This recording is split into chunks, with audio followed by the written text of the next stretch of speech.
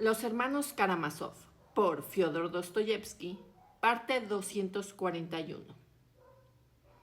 También le parecía extraño a Alyosha que, a pesar de las desgracias sufridas por aquella pobre mujer, prometida de un hombre detenido por un crimen atroz, prácticamente en el mismo instante en que se hacían novios, a pesar de la enfermedad que siguió después y de la amenaza de una condena casi inevitable, no hubiera perdido Grushenka su alegría juvenil.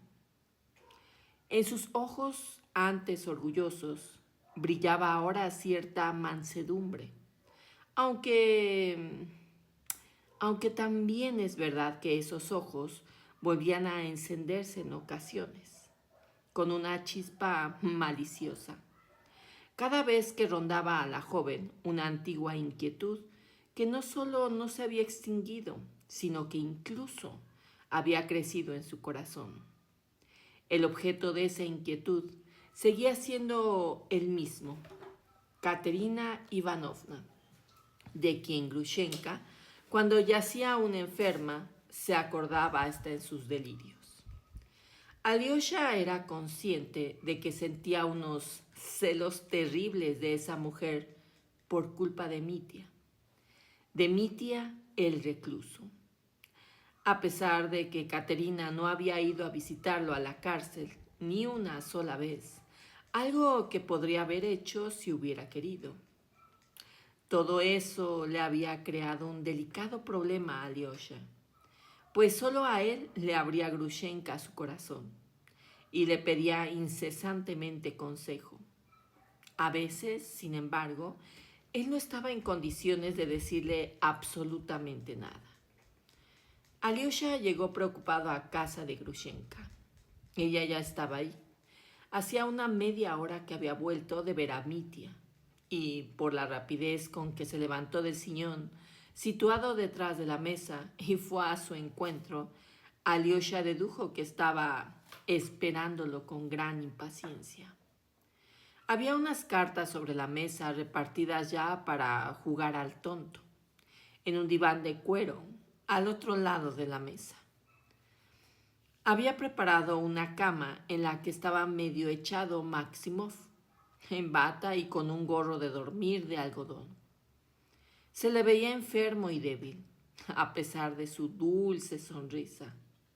A su regreso de Mokroye, en compañía de Grushenka, hacía 2 meses, aquel anciano sin techo se había instalado en casa de la joven y ahí seguía desde entonces.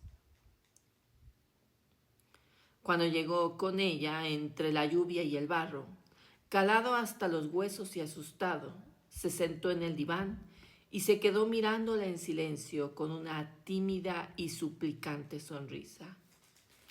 Grushenka, abrumada por una pena terrible y con una incipiente calentura, y habiéndose olvidado casi por completo de él en la primera media hora después de su llegada, mientras atendía a otras tareas, de pronto lo miró fijamente.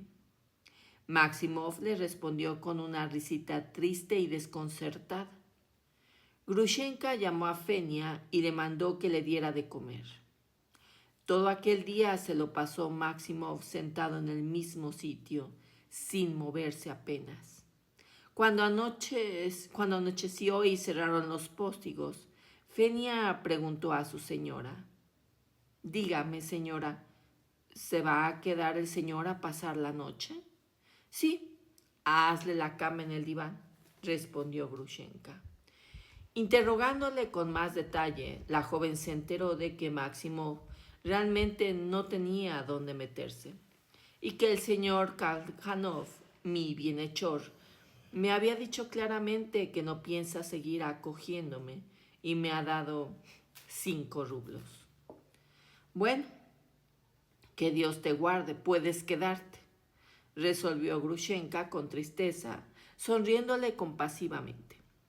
Aquella sonrisa conmovió al viejo y los labios le temblaron en un llanto agradecido. Así que a partir de entonces aquel gorrón errante se quedó en su casa. Ni siquiera se marchó cuando ella estuvo enferma. Fenia y su madre, la cocinera de Grushenka, no lo echaron, sino que siguieron dándole de comer y haciéndole la cama en el diván. Después Grushenka incluso se acostumbró a su presencia y cada vez que volvía de ver a Mitya, a quien empezó a visitar en cuanto mejoró un poco, aún sin haberse restablecido del todo, para aliviar su pena se sentaba y empezaba a charlar con Maximushka de toda clase de trivialidades, con tal de no pensar en su angustia. Resultó que el viejecillo no se la daba tan mal contar alguna historia de vez en cuando, así que al final a Grushenka hasta se le hacía imprescindible. Aparte de Alyosha, que de todos modos tampoco se pasaba a verla todos los días y nunca se quedaba demasiado tiempo, Grushenka prácticamente no recibía a nadie. En cuanto al viejo mercader, su protector, ya estaba por entonces gravemente enfermo. En las últimas, como decían en la ciudad, y efectivamente murió una semana después de que se celebrara el juicio de Mitya. 3 semanas antes de su muerte, sintiendo próximo el final, mandó llamar por fin a sus hijos con sus mujeres y sus nietos, y les mandó que no se apartaran ya de su lado. Desde ese mismo instante dio orden terminante a sus criados de no permitir la entrada de Grushenka y de decirle que en caso de que se presentara, dice que le desea una vida larga y alegre y que se olvide de él para siempre. Grushenka, no obstante, casi todos los días mandaba a alguien a interesarse por la salud del viejo. «Por fin has llegado», gritó soltando las cartas y saludando alegremente a Alyosha. «Maximushka me ha asustado, diciéndome que seguramente ya no vendrías. Ay, cómo te necesito. Anda, siéntate. ¿Qué te apetece? ¿Un café?» «¿Por qué no?», dijo Alyosha sentándose a la mesa. «Estoy hambriento». «Vaya, vaya. Fenia, Fenia, el café», gritó Grushenka. «Ya lleva un rato hirviendo. Te está esperando. Trae también unas empanadillas. Pero mira que estén calientes». «Espera, Alyosha. Con estas empanadillas se ha liado hoy de buena. Se las he llevado a la cárcel. Y él, no te lo vas a creer, me las ha rechazado. No ha querido comerlas. Una empanadilla la ha tirado al suelo y la ha pisoteado. Yo le he dicho, se las dejo al vigilante. Si no te las comes de aquí a la noche es que te alimentas de tu venenosa maldad. Y me he ido. Ya hemos vuelto a reñir. ¿Querrás creértelo? No hay vez que vaya a ver lo que no nos peleemos». Grushenka contó todo eso de un tirón muy agitada. Maximov se turbó enseguida, sonrió y bajó los ojos. «Pero esta vez, ¿por qué habráis reñido?», preguntó Alyosha.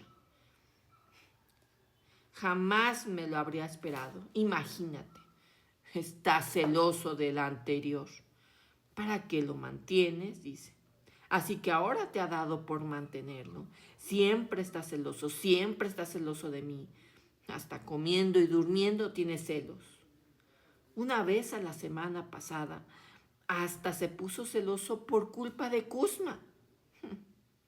Pero es que no sabía lo del anterior. ¿Qué quieres que te diga? Lo ha sabido desde el primer día, pero hoy de repente se ha puesto a insultarme. Vergüenza me da repetir lo que ha dicho el muy idiota. Nada más salir yo, ha entrado Rakitka. ¿No será que Rakitka lo está malentendiendo contra mí? ¿Tú qué crees?», añadió como abstraída. «Él te quiere. Eso es lo que pasa, que te quiere mucho y ahora precisamente está muy preocupado». «Ay, ¿cómo no va a estarlo? Mañana lo juzga. He ido para hablar con él de lo de mañana, porque a mí, Alyosha, me aterra solo el de pensar en el que puede ocurrir mañana». «Dices que está preocupado, pues malo estoy yo. Y él me sale con el polaco. ¡Ja! Ya solo falta